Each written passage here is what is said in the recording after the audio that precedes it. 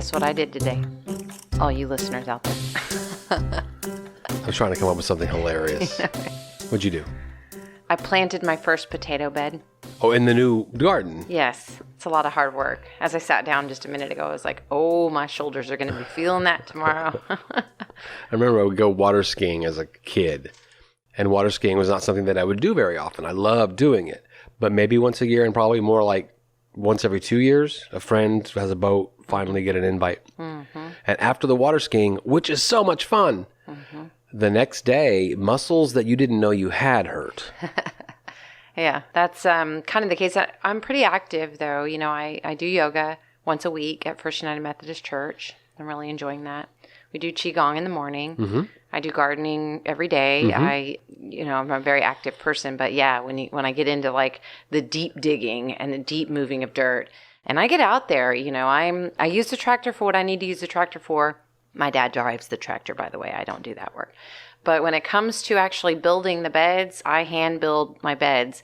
And I do get help. Tommy, when she's around, she helps me out. And whenever anybody else is out here that wants to help out and get a little exercise. But I have learned as I've aged and as I've done this for a long time now, how to not overdo it, how to not do things to your body that your body is going to be mad at you about. The garden is many things for you. This I know. Mm-hmm. One of them is a gymnasium. Oh, yeah. The garden is a place of healing, no doubt, for me. We are doing Monday at the farm. That's open regularly, gardening in the morning. And then we have a lunch hour, and then we follow that up with the kind of a meditative and then some course study work after lunch. And then we follow that up in the afternoon with some more gardening. But it's garden healing time, so it's a chance to really talk and just have a little bit of gardening experience. And that's open to everybody. And if you have any questions or you want to just double check the timing of things and let me know what time you're going to come out, please just send me a DM. I do open up and have some lunch. And we put out some things. We've been doing some things over the last couple of weeks. We'll talk about one of those lunches here in just a little bit. Mm-hmm. Come out and join us at the farm as I start to get eggs back available and as I start to get my produce back available and have that overflow of abundance and all of my preserves and all of that stuff start to come out again. The farm store will be well stocked. It's funny you mention eggs because eggs are on everybody's mind. Mm-hmm. I had to ask you the other day, how much are eggs at the grocery store? Because you and I have not bought grocery store eggs in 5 years. Yeah. There have been times this time of year where we have to supplement our chicken eggs at the farmer's market. Yeah, with local farmers. And I can tell you how much a dozen eggs at the farmer's market were a year ago. Is it 6 or 5? Both. Yeah. Different vendors, different prices. Yeah. But our eggs are amazing. They're like beautiful blues and greens and all these pretty colors, plus they're well-fed animals, plus they're humanely raised, plus they're raised on farms of people that we love in our local region. But as the admin of a local backyard chicken group, and as someone who has given talks about how to get started, you get a lot of questions. We get a lot of questions. And I probably got like 10 phone calls from people about, do you have eggs? And I'm like, this is where I remind you that if I don't know you need things before there's a stress at the grocery store, then I don't have things for people. All of my eggs will be going to the customers that are already working with me, talking to me, reaching out to me on a regular basis, letting me know that they need the things that I have. That's a reminder to anybody that hasn't begun creating a network of local food. Yeah. That now's the time to do it for these exact reasons that we've talked about over the course of the last 3 years. Because when it comes time... And it comes time. You're at the bottom of the list as a brand new customer. That's right. And it's not because we're trying to be mean. And I'm going to say this over and over again. It's customer service 101. It's supply and demand. And if you think about even at the farmer's market, if a farmer scales up to meet the need and then you don't come to purchase the product, they have to throw away that product. They don't throw it away in the trash can. They're going to feed it to their animals or they're going to do other things with it. They're going to try to find places for it to go. However, they're not going to continue scaling up anymore. And this is going to include your meats, breads, cheeses, eggs, vegetables, all of the things. If you don't go regularly to purchase those things there or make the connections with any of the small local farmers in your area, they don't know what you need. They're going to get kind of discouraged. Mm-hmm. Some of them are even closing down businesses because it's just not working. But then you need them and you start calling, making all these phone calls, and they're like, no, I don't have anything for you because I've already sold everything I have. So, of course, we've been reached out to regularly, and we did get reached out to specifically about some conversations that are coming up about why eggs are in low production. Well, anytime there's a shortage or anytime there's a reason to create wild theories, the Twitterverse is going to do that kind of thing. And then that leaks into other social media. Yep. And here we are. Eggs are doubling in price, I guess, at the grocery store over the course of the last, 12, 18 months. Slowly, but now here is a spike. Well, what is the reason? There must be a reason. But you and I at home are like, it's January. Right. Egg laying is a function of the daylight hours. Right. When the daylight hours are as low as they are at this time of year, their egg production drops. It happens every year. In addition to that, when they are in, and we've talked about some of these things, when there's any kind of stress going on, when there's any kind of hormonal changes going on, a big shift in the weather. So our chickens are kind of tropical chickens down here because it's mostly warm. It's not, doesn't get super cold. Well, we've had some big cold fronts and some big things that have come through this year. All of these things will slow down chicken egg production. That doesn't explain why the general industry is having the issues that it is having. That are working around daylight hours with all kinds of lights techniques. And technology and all kinds of things like that. Hormones. One of the reasons I've heard that has occurred, I do believe, and that is because there is a decrease in phosphorus available to agriculture right now, which means that the grain is not producing as high as it normally does. Just like in supply and demand with your local farmers, you get into supply and demand issues with your large scale farmers as well. So the things that get the most priority, whatever we've decided as an agricultural ruling economy is the most valuable use of phosphorus for grain or whatever we're using it for, those are the farmers that are going to get it first. And then everybody else further down the list doesn't get it. So my guess is probably the beef farmers got the grain before the egg farmers got the grain, things like that. Now, part of the issue that I understand for the reason for some of the phosphorus decrease has to do with China has done more shutdowns. Some of their products we're not receiving, right? We can go into a very long with all kinds of conspiracy reasons, of different political reasons as to why we're not getting what we need and why are we getting it from them to begin with and all the but it doesn't matter because that's distribution and that's America. And all of the shortages that have occurred during and post-COVID are all about global economics and global supply chain. Yep. So, of course, everything that we buy is going to be affected. There was a thing floated, I guess you brought it to my attention, about the feed is being changed. Right. And that sounds very conspiracy theory to me. Yeah. I can only say anecdotally that that's not what's happening with our eggs and our chickens. No. And the interesting thing about that where you can say, okay, well, that's just daylight hours. That's just the time of year that it is because it's winter in the United States everywhere you go. Everyone in the United States has shorter daylight hours. So this particular thing is happening all over the United States, right? Still winter, no matter where you go. Even if it's a warm winter or super, super cold winter, it's still winter, no matter where you go. Still, we're in the equinox we're in. Exactly. So when they were talking about this kind of conspiracy idea that it's the feed and why are your egg counts down in your backyard chickens and all of that kind of stuff, it was very easy to say, well, that's normal. And in fact, I found it really fascinating that even on our backyard chicken coop conversation there on Facebook, that group, that people were saying, oh, yeah. I mean, it was like people were buying into this, except that underneath that, if you'd look at the comments, it was other people were like, guys, this is what happens all the time this time of year. Right. And maybe because your chickens are struggling through the winter a little bit, you need to increase the amount of oyster shell they're getting. And you need to make sure, like we do, you need to make sure they're getting good scratch. Make sure they're staying warm and healthy. It's winter. I also am going to suggest that COVID did increase the number of new chicken farmers. I'm just saying new chicken owners haven't been through a year or two or three to see the downturn. So this collective larger group of people is saying, something's happening. No, everyone calm down. Yes. I bet you're seeing an increase right now. I know that we are. I did post up some information where CNN had said the USDA and the CDC were saying, beware of chickens. You're getting chickens in your backyard. And so this scare tactic, that makes me mad in hell. I saw the same article separately from you, the headline reading something like, With egg price increases, many turning to their first backyard flocks, but beware of the dangers. Devil is upon us. Anecdotally, I cannot support that. Yeah. And I'm no conspiracy theorist, but there are reasons why powers that be are promoting that kind of scare tactic. And for me, the answer is always the economics behind it. Lobby organizations that don't want us to take growing our food into our own hands because they like it when we go to the grocery store. That's where they make their money. I loved best what the woman said, where she said that if the USDA is talking against it and the CDC is talking against it, then we're doing it. Funny. That's my story of life, by the way. Well, guess what I did today? I don't know. Does it have something to do with that black scuff on your forehead? It does. Is it still there?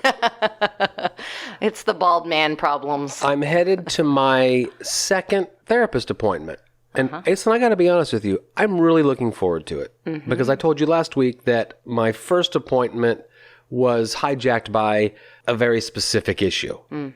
So now we're going to get into the dirt. We're going to lay the foundations down for some real work that I know I need to do. I'm on the main freeway of our town when I hear a weird noise, and then, and I was talking to my aunt on the phone. I said, oh my God, I think I have a flat tire. Had a flat tire. And I don't know why. I take that back. I do know why. It's cheaper. The kits that you get to change a flat tire in a new vehicle are kind of lame. And I know how to change a flat tire. But with the tools I had at hand, I couldn't get it done and get to my appointment. I was really frustrated about that. So I called her up. She's fantastic. I mean, I like her even more now in this adversity. We rescheduled it. And I'll have to dive in, next time. You'll have to dive in on another day. I honestly believe that every single thing that occurs happens exactly for the reason that we don't even know why. We don't know why we didn't end up at that appointment. We don't know what we needed to learn from the thing that occurred that kept us from that appointment. You ready to get into this? I think so. Unanswered questions. You want to talk about sex? That's always a loaded question. Last week, chicken sex came up. So if you're driving in the car with your kids and medical words bother you, fast forward a couple of minutes. How do chickens have sex? When you first lived out here and I'd come visit you and you had how many chickens? A lot. I asked you that. 75 or something like that. I asked you that question. They light a candle. That's right. And there's some background music. And the male does the striptease, by the way. He does the dance for them. The lady's over there going, you've got to be kidding me. There is a the rooster worst dance. There is a rooster dance. There is a rooster strut. Roosters making love to hens. I'm reading from an article. Roosters making love to hens is part of the chicken's daily routine. This happens any time of the day, but usually in the early morning just after sunrise. And before sunset. I've noticed there's a lot of that going on at sunset, too. Studies show that the social structure in the chicken world is purely based on polygamy. In other words, our three roosters... So they have sister wives? Yeah, they can have sex with anybody that they want to. But unlike humans, they do not have a, get ready for it, penis or testicles. They do have a body part that enables copulation, keeping it really highbrow here. But it does not classify as a penis per se. Instead, their sexual organ is referred to as the papilla, and it's located inside the walls of the cloaca, which is where, in females, the egg comes out, their rear end. Yeah. It's mostly covered in feathers, and it's basically just a tiny bump, nothing in comparison with what you know about what humans have. Now, you talked about the mating dance. That's what it's called. It's an elaborate ritual that involves several steps, and hens will not mate with a rooster who does not pay attention to these steps, and that leads the males to spend hours perfecting their moves. You know the red flap that's on top of a chicken's head? That's called the comb. And they use it to flap it around to show off and attract the hens. I have seen Colonel Parker and Elvis trying to perfect their rooster dance. And the older hens, the more like the buffs, the big fat ladies, they're like, hell no. And they like kick them off of another hen, or they'll like kick them off themselves. They'll even go to fighting with them. No, not you. Crowing Crowing is about the roosters within a flock. We have 3 establishing dominance. Mm-hmm. And that's why Mr. Man, when he's alone outside, because he is too feeble to get up into the coop at night, he sleeps under the coop. He's out by himself every morning crowing away. Mm-hmm. And I guess he's saying, when you guys get out of there, when human comes and gets you out of there, get ready. I'm giving it to you. They'll drop their wings to the side, they stretch out their necks, and they use an orbit or circular movement around the female's head by like a stiff walk, a stiff gait. And it sometimes looks like toe touches in the air while clucking simultaneously. Now, the shy females will run away from these aggressive males, but excited hens will closely follow a male's dance. Oh, yeah. Once done, roosters mount the hen from behind, hold her with his claws, grab them oftentimes with their beak by the back of their neck, and then releases his seeds very quickly. Just those 2 areas touching quickly, and boom, they're done. It takes, 2 seconds, 3 seconds? Old man, he can't even stay on long enough to make that happen. No, he just falls off like like someone on the back of a ski boat on an inner tube. Just He looks so good, you guys, though. He's real puffy and furry now.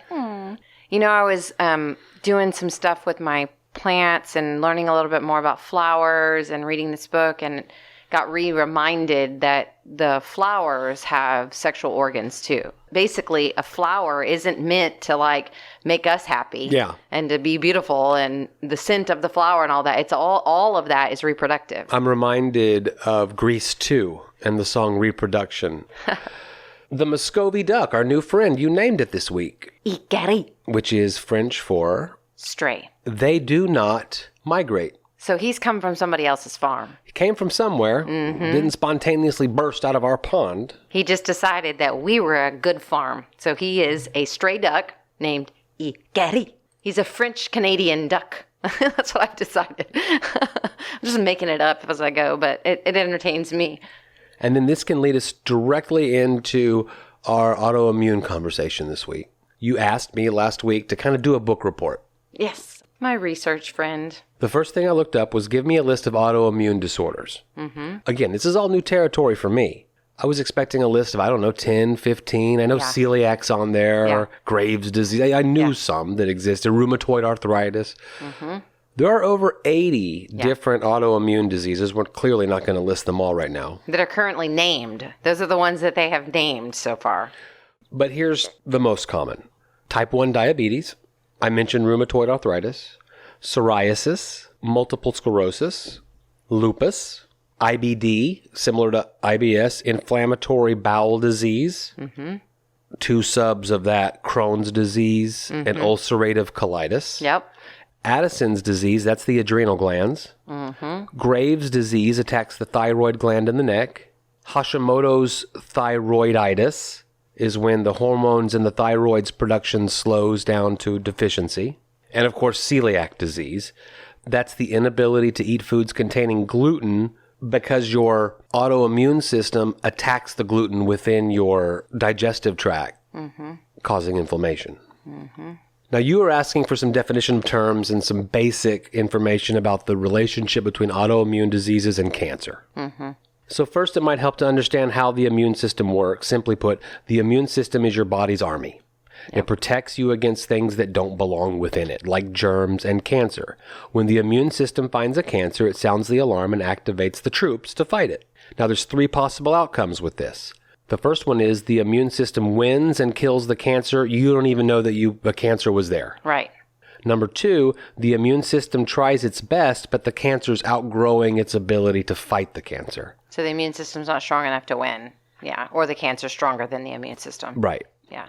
Or the third one, the immune system activates a lot of troops, but things don't go right. Mm-hmm. While trying to fight the cancer, the immune system gets confused and starts attacking your body as well. This is what we call autoimmune disease. Interesting. Now, do autoimmune diseases increase the risk of cancer? They can in many different ways, but right now, we don't exactly know why. Right. But here's a few things we know. Autoimmune diseases cause chronic inflammation, which can stimulate cancer growth. Mm-hmm.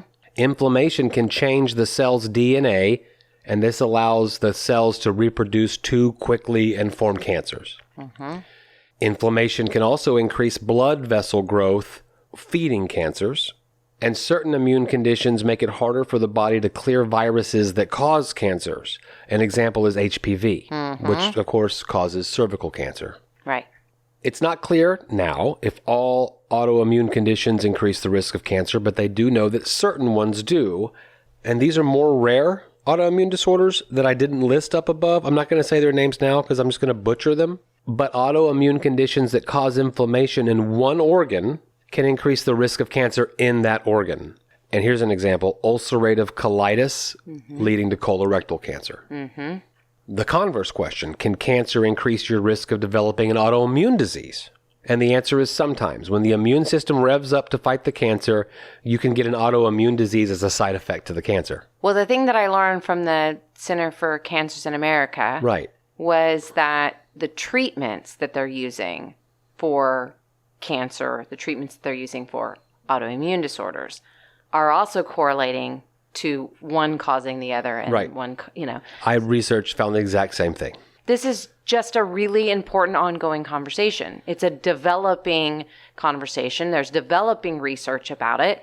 Again, not to knock any of the research that's being developed or created or that we're finding, but to understand as someone that could be dealing with some of these things, that there's still so much research going on about it, that it's still medical practice. We're still learning. Yeah. Science isn't the end of the story. Here's the end. This is what you need to do. This is all we know. It's all we're ever going to know. No, that's not how science works. That's literally not science. Science is, this is what we know now. And we are gaining more information daily as different humans encounter different diseases and different things occur with that. The treatment for autoimmune conditions commonly include immunosuppressants. And these are medications that work by turning off a piece of the immune system, which, of course, shutting down a part of the body's cancer control system. So there's one reason why having an autoimmune disorder and having it treated with these immunosuppressants just makes you more likely in the sense that your immune system's not working as effectively. Right. So last week I did say, that this is going to be an ongoing conversation. And I hope that just the conversation alone opens up the idea that there's more to think about, the idea that you have the right as a patient to ask questions and to question their reasoning, physicians' reasoning when they're doing things. And keeping an ongoing conversation here at the dinner table is a step in the direction, I believe, to give people the confidence to ask questions and to think about things and to not be afraid to do research and to not be scared to use their gut intuition about things and take some of the history that they've had with their body and really say, okay, we've got to consider all of the things that are occurring within my body, not just one section, which you found a lot of that with your mom in, okay, well, the kidney doctor knows about the kidney and the liver doctor knows about the liver and the heart doctor knows about the heart. I didn't yell much at people during the entire thing, but when I got really heated one time, my mom was going in and out of the hospital. And every time you go to the hospital, you're going to probably get a new hospitalist. That's the general practitioner over your entire case. Now, her kidney doctor's the same, her heart doctor's the same, and the inclusion later of a liver doctor. Oh, and don't forget the lung doctor because she had to get the pulmocentesis where they're draining the congestive heart failure based fluids off of her lungs. Those are silos within the hospital system. And the hospitalist, it was his or her job to kind of mesh it all together. An internist someone might have in their own private kind of does the same thing. But after 2 or 3 visits and having a new hospitalist every single time, and then them not even referring to the notes when she was there 2 or 3 months ago, where I'm having to tell them, go to your notes, and you can see the history that you're asking me for. Finally, the kidney doctor, and when I, a few episodes ago, talked about my mom's whole thing and got emotional about a doctor, it was the kidney doctor. She became our internist, for lack of a better word, and trying to keep everything cohesive and together. That gives me a little side jaunt thought that we don't necessarily need to go into today, but it makes me think about in the beginning stages when they were trying to convince everybody to get all of their medical records into the computer. That way, anytime you go to the hospital, we know everything that has ever happened to you. We know all the things that are occurring in your system. That's how they sold it. And that sounded good, right? But it doesn't work like that at all. Mm-mm. So all of these ongoing conversations leads me back to the food diet, the Autoimmune Protocol diet that I'm dealing with now. After seeing the naturopath that I'm seeing is Dr. LaDonna Rocha. I'm hoping to have her come on in a few episodes to talk to us as a subject expert. Love it. She's the one that has given me this information, has been working me to kind of bring all this stuff together. But I'm also self-led. You know, I'm a strong individual in this understanding mind, body, spirit, integrated medicine, really bringing all of the pieces together, that kind of thing. I was thinking that you and I doing the Whole30 diet as recently as we did together is a bit of a blessing because that was voluntary. That was just a thing we decided to do. Well, I could feel inflammation. I could see eczema on my skin. I could tell that you were dealing with some things. Right. Like anytime you're dealing with inflammation and skin issues and that your breathing passages, you're stopped up, stuff like that, you need to really look into autoimmune stuff. You need to look into your diet. You need to understand what's going on. If you're having ongoing heartburn, if you're having kind of stomach issues regularly, these are the types of symptoms. And I would simply say, don't let yourself get to the point of desperation before you take it into your own hands to make some decisions about that. But at the same time, no, I really think that we should start some kind of support group for these things because I think that it's challenging just to pull all the symptoms together and to hear someone say, oh gosh, all of that stuff coming together sounds like something you might need to look at. And as you begin going through a diet like that, the Whole30 diet, the intermittent fasting diets, the AIP diets, it's very challenging in our world to learn this stuff and figure it out. And we are what I would call ahead of the curve. Now, I don't mean that in a superiority, righteous kind of way. I just have been studying it and learning about it for such a long time that I know a little bit more. I've been focused on it for a majority of my life. I feel for someone, though, who hasn't done a Whole30 or a sugar fast or a gluten-free that is diagnosed to attempt the AIP diet because that's going from 0 to 100. I thought shopping in the town that we live for Whole30 was difficult. What you talked about last week, the foods that you're not allowed to eat, it's a whole other world. Yeah. It's a whole other level. It really is. And I said this last week, all the different things that you're supposed to leave out. You really have to look closely at that list because it's things like all the different types of nightshades. We talked about that. Black pepper. How easy is it for...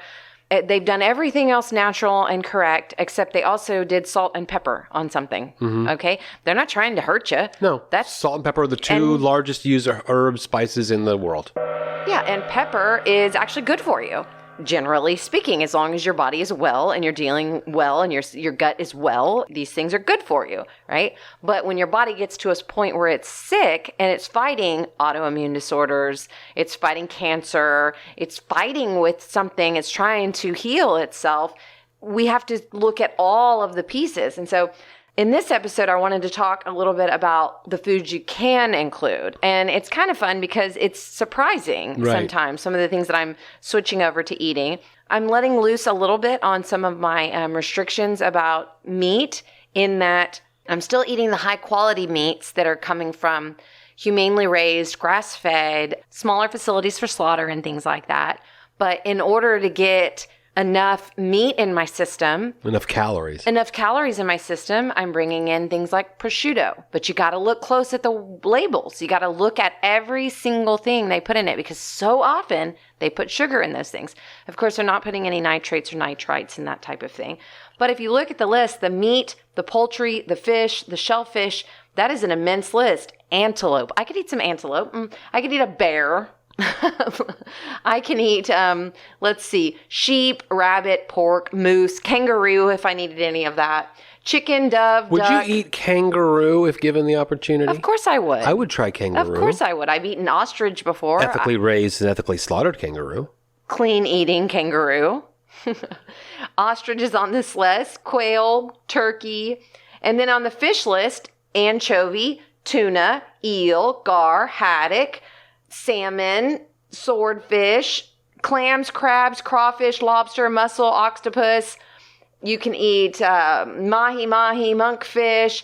You can eat caviar. Now, the gamut with all of that is that they're saying eat clean and wild as often as you can. If it's farm-raised, traditional poultry, beef, that kind of stuff. Sure. You need to eat the stuff that's grass-fed. You need to eat the stuff that is humanely raised and slaughtered humanely.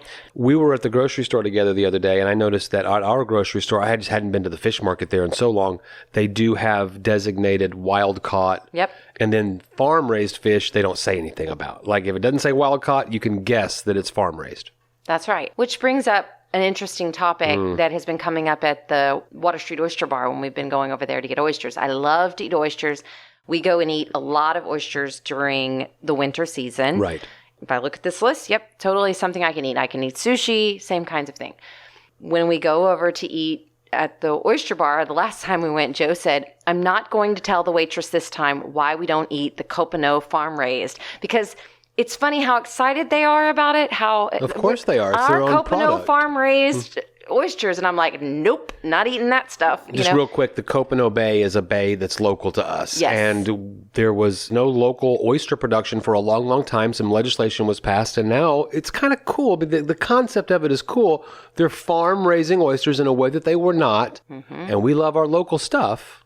But they're farm raising in a bay that I know has a lot of agricultural runoff, because I know exactly where the agricultural runoff comes from. So it means that I know what a filter feeding oyster is eating on, what types of stuff is in the water. And in addition to that, they're not wild, they're farm raised. And so anything that's farm raised is off of this list, is not to be included.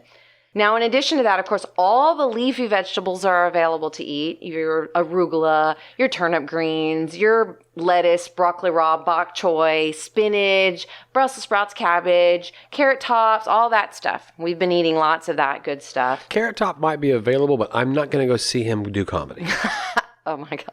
I actually saw him once. I did too. That was enough. That was enough. It says non-starchy vegetables. This is your artichokes, your asparagus, your broccoli, your capers, cauliflower. I can eat olives. I don't know why I'm obsessed with the fact that I can eat olives, but everywhere I go, I'm like, I can eat olives. It's because they have that on the menu at places. Yeah, like a little appetizer or something. And then when you're looking at the rest of the appetizer menu, you can't eat most of it. The olives, that's good. I can eat olives. Woo! Allium family vegetables. That's your chive, your garlic, your leek, onion, shallot. Those are really good. I love all that stuff. That's the stuff you use to season with anyways.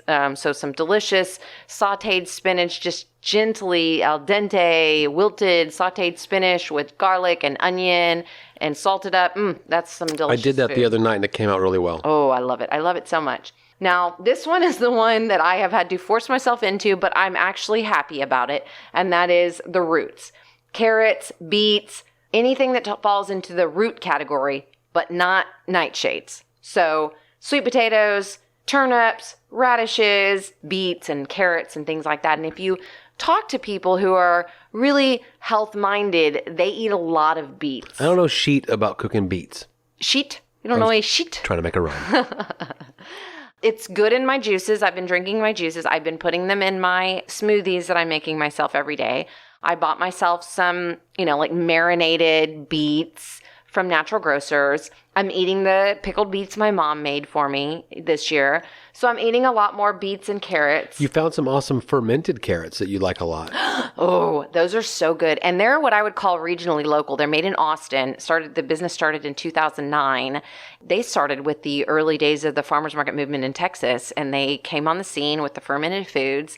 Now they are in our local Natural Grocers. It is Barrel Creek Provisions, and the carrots are divine.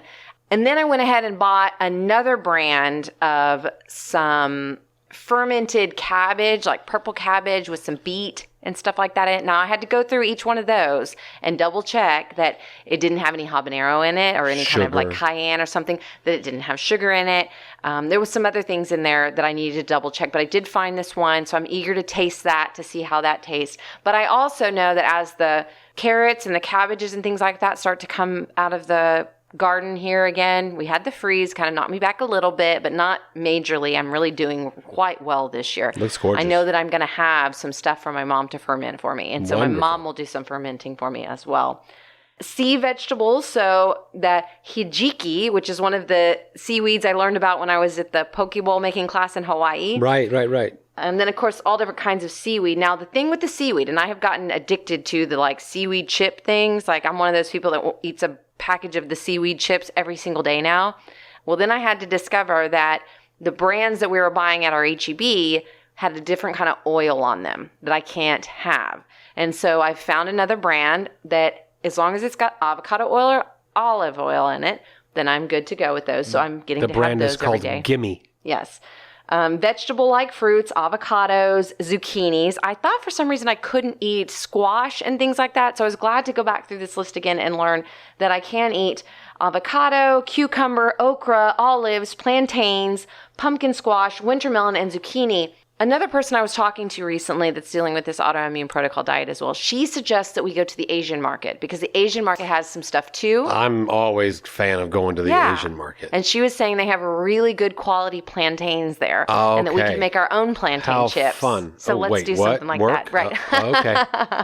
Yes, but I'm going to go over there and check their aisles as well and see what they have available. And I'm really looking forward to talking more about this with you guys because I want to give you ideas of where to find things that are going to be good for you. I want to repeat what you just said. The Asian market has a few more healthier options than the normal grocery store? Well, it's just what are people buying? Fascinating. It's what do people buy? HEB's meeting what people buy, period. But that doesn't mean that there isn't people in this community that need a natural grocers, that need an Asian food market, that need other places that have other things, that need a farmer's market. It's the reason I started the farmer's market. I was speaking largely to the idea that the incidences of cancer in Asian countries is a lot lower. Well, let's go back to the blue zones and the types of things that they're eating in the blue zones We as should well. go to all the blue zones. We should go. That would be so much fun. Berries, fruits in the rosacea family, that would be like apple, apricot, cherry, nectarine. So almost any fruits are still good to go. Melons, of course, citrus, tropical fruits like coconut, dates, I got at Natural Grocers. Not exactly like what I had made myself before, but similar. It's date and coconut ground together into these little like protein nibbles. Energy balls. Yeah, energy balls, but not just that. It's just a sweet treat. Like, right. You know, after I eat dinner at night and instead of going in and getting my chocolate, I get myself one of these little things and it is working. You bring up a point. Longtime listeners know that you are a chocoholic. Mm-hmm. You are a coffeeholic. Cheese, chocolate, coffee, popcorn, you guys, come on. All those are off of the diet. How are you doing for real? I'm fine. I feel really good. I feel like I have more energy.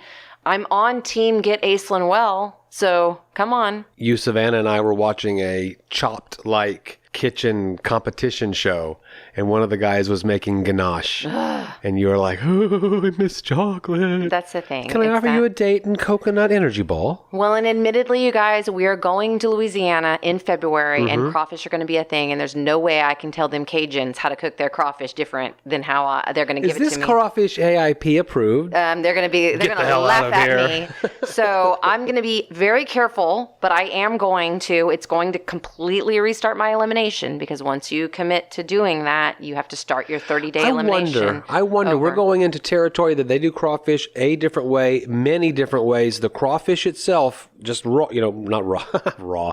The raw crawfish that we intend to, no, the crawfish cooked. Mm-hmm.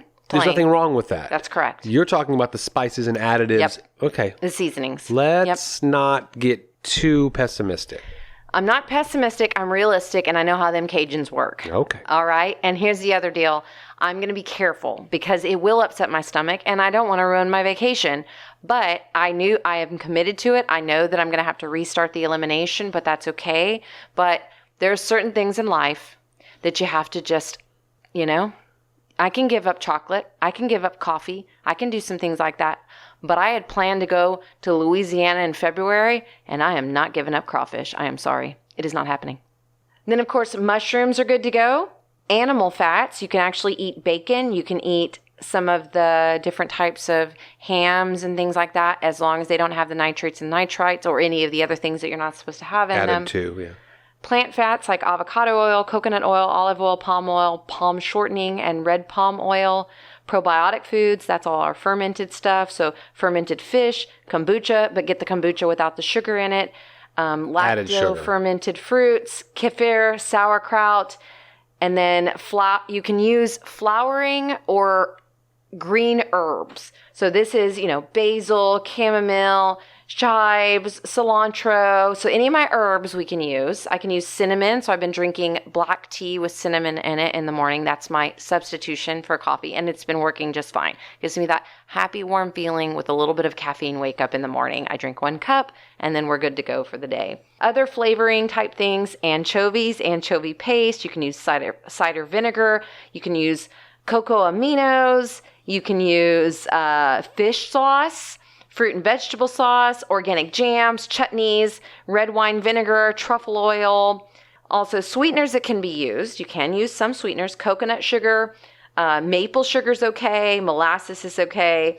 So it's a good list. And what I say about it is it's good for me. I can do that, right? But I do know that that's still a challenge for a lot of people. Oh, totally. I'm as the shopper primarily, and you've been going in to different grocery stores around town to get a feel of what's available. Yep. I think you're going recon missions. You'll bring the brands back, and then you'll say, Joe, go buy this one for me. Yep. Happy to do it. Thrive has been very helpful for that because Thrive has a thing where you can actually pick the diet you're on. Say you're gluten-free. Say you want only humanely raised. Say you want only vegan.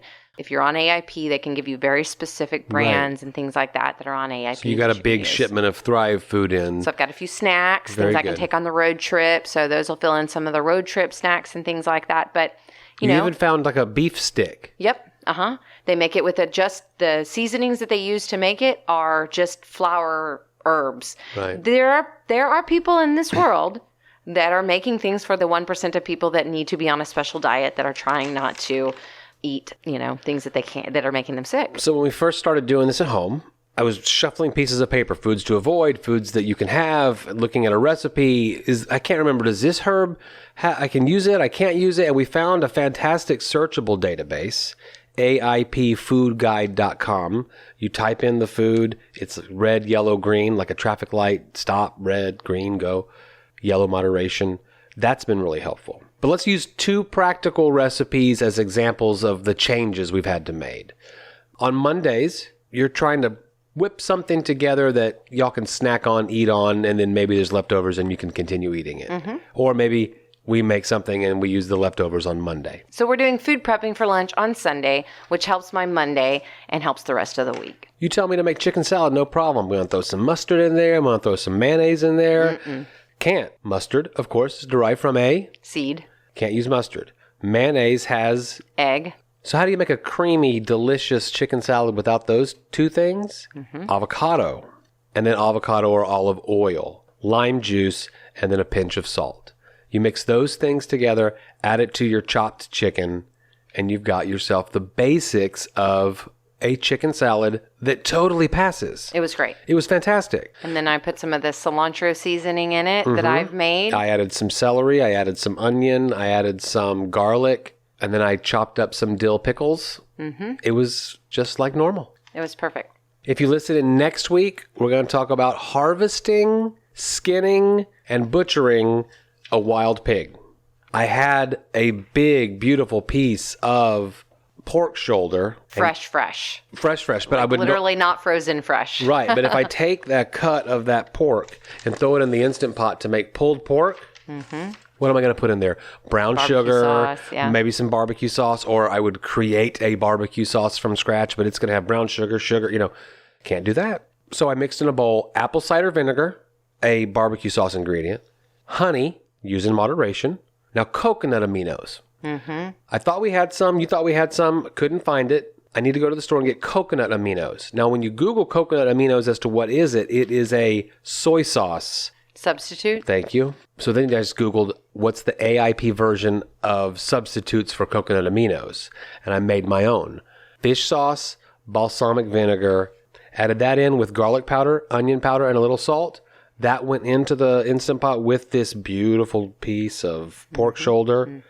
It was really good. It has it. You can tell that the flavor is different than what we normally do, but it's very delicious. So, what difference does it make if it's different as long as it tastes delicious? I imagine some people that are listening know what coconut aminos are, but I'm just saying that these are easy ways, and you can Google all of it, to substitute foods that might be irritating your autoimmune system especially if you're dealing with any of those things that we talked about up at the top. Avocado in a chicken salad with a little olive oil or avocado oil, and it makes a delicious creamy salad. Then to that, you can add most of the ingredients you used to use, or a pulled pork where I just take these two things out, put these two things in, I got something great.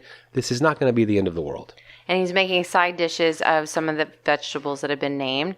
So he's making me more Brussels sprouts. Oh, yeah. Broccoli. Savannah loves broccoli, so that's an easy one. It is. Artichokes, spinach. So we're just Asparagus. Yeah. So this has been an ongoing journey, like you said last week, and it's going to continue on. And if you guys have any further questions about any of this, we'd love to hear from you. We'd love to hear what you're dealing with.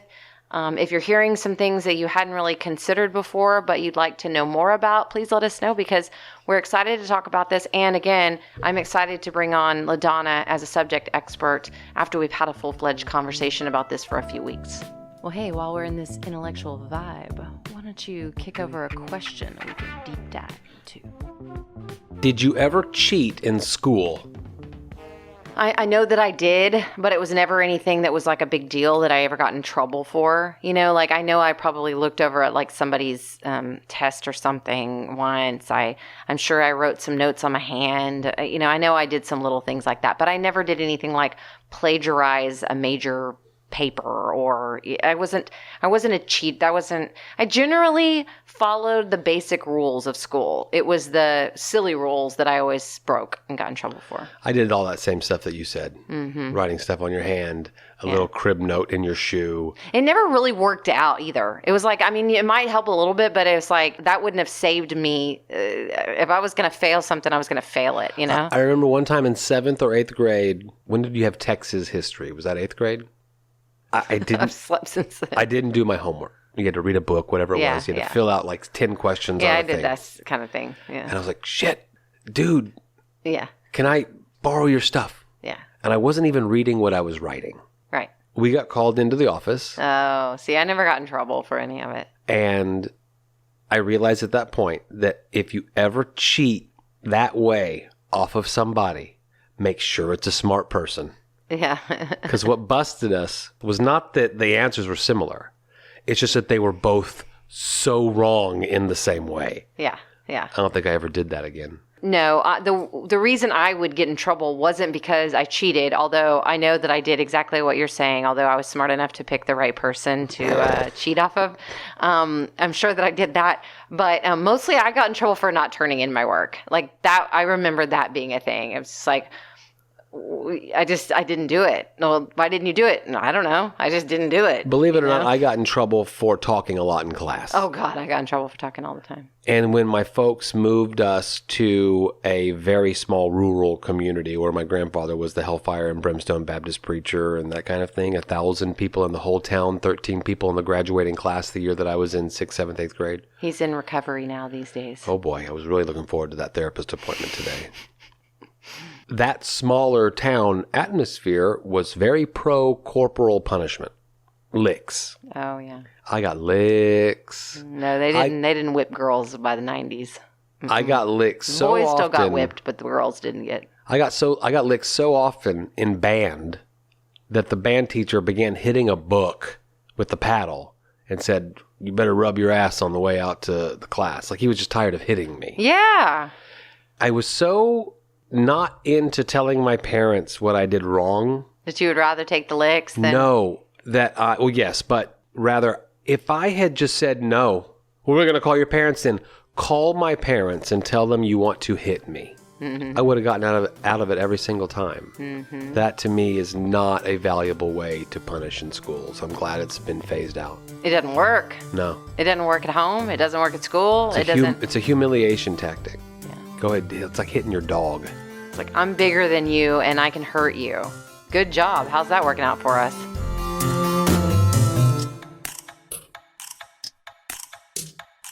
I'm giving it to you. Well, thank you so much for listening to another episode of Dinner Table Talks. We will be back next Monday with a fresh episode. In the meantime, hit us up on social media, send us an email, DM us, whatever. We want to hear from you. And we hope that you're enjoying the episodes as much as we enjoy creating them for you. If you put that on the podcast, I'm going to kick your ass.